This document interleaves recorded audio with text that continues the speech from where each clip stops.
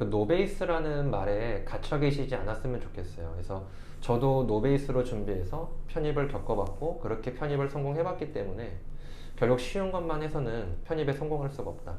어느 시점이 되면 어려운 것들을 틀려도 도전해야 된다. 네, 안녕하세요. 오늘은 2023년 편입 대비하는 학생분들을 위해서 장한별 교수님을 모시고 요거 관련해서 내년 영어 준비 어떻게 해야 될지 물어보는 시간을 좀 갖겠습니다. 먼저 인사 좀 부탁드리겠습니다. 네, 안녕하세요.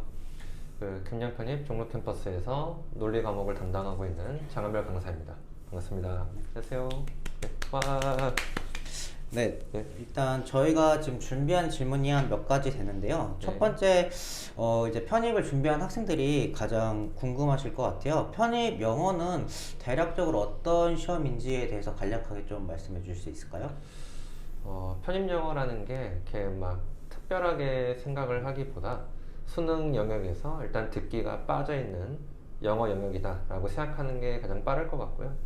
다만 이제 거기에서 차이점이 있다면 수능처럼 평가원을 거쳐서 불특정 다수를 이제 평가하기 위한 어느 정도 난이도가 다듬어진 시험이라기보다 학교별로 따로 출제를 하고 있고 미국식 국어 시험을 그대로 옮겨서 보고 있는 약간의 사고력이 조금 더 필요로 되는 그런 시험이라고 생각하시는 게 좋을 것 같습니다. 네, 이제 편입 관련해서 학생들 분들이 이제 상담도 받고 그러다 보면 이제 뭐 문법이라든지 어휘라든지 독해라든지는 이제 이런 시험에서 대략 나오는 유형이라서 아실 텐데 논리 파트는 조금 생소하실 것 같아요. 그래서 이 논리 파트는 대략 어떤 유형의 시험일까요?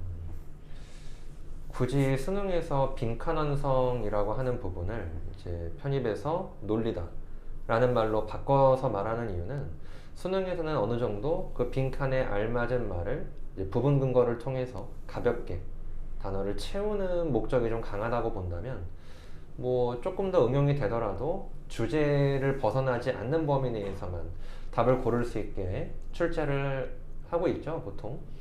근데 이제 편입 같은 경우에는 그 빈칸 언저리뿐만 아니라 지문 전체에 대한 이해력을 요구하고 단어의 방향성이라든지 뉘앙스 그리고 어느 정도의 재진술 능력을 좀 요구하기 때문에 사실 수능에 비해서 뭔가 사고력을 좀 많이 필요로 한다는 거 그런 부분들이 조금 차이점이라면 차이점이라고 볼 수 있겠습니다. 네. 그렇다면 이제 1, 2월에 이제 편입을 준비한 학생들에게 편입 영어 공부 방향성 대략 아니면 어떻게 공부를 해야 될지에 대해서 대략 말씀해 줄 수 있을까요?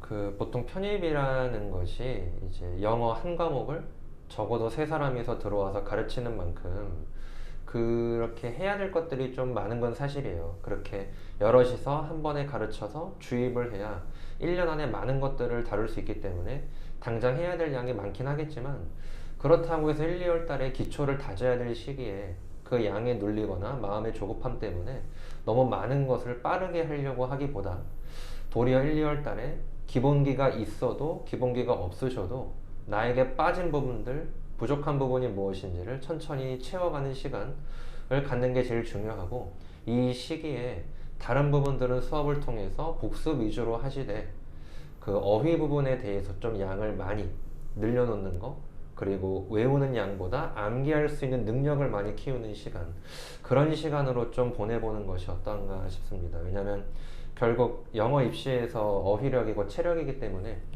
그것을 바탕으로 구문 독해도 이루어지고 문장 해석도 할 수 있기 때문에 지금은 여러모로 기본기에 대해서 반복 훈련을 하는 시간으로 1년을 가지시면 3월부터 이론 과정에서 난이도가 조금 올라갈 텐데 그때의 적응도 빠르고 남들보다 좀 더 빠르게 치고 나갈 수 있는 힘을 가지게 되지 않을까 그렇게 생각합니다.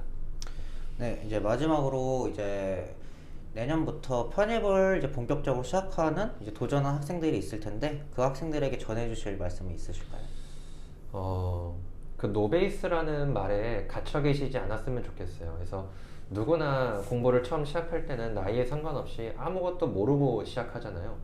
그래서 그 나는 노베이스야 라는 말에 짓눌려 있으면은 어느 수준 이상을 공부해야 그 벽을 깨고 실력이 나아지는데 자꾸만 기본, 쉬운 거, 그 안에만 머물러 있느라고 정작 편입의 진입장벽은 위에 있는데 이걸 깨지 못하고 계속 나는 아래에서만 맴도는 그런 일이 벌어지거든요.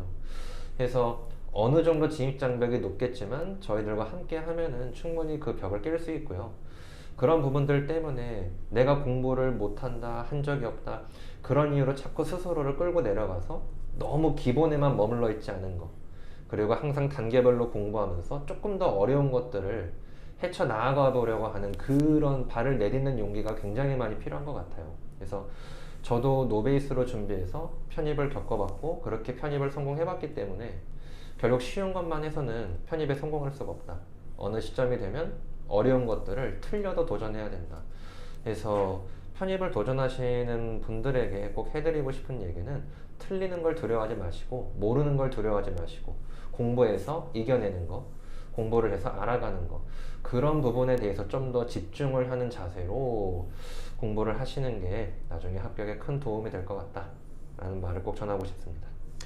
네, 오늘 말씀 정말 감사드리고요. 또 나중에 다른 영상으로 또 찾아뵙겠습니다. 네, 모두 합격하길 빌고요. 1년 동안 저희와 같이 바른 공부, 튼튼한 공부, 그런 공부를 통해서 원하시는 학교에 꼭 합격하길 빌겠습니다. 네, 고맙습니다. 감사합니다. 예, 고맙습니다.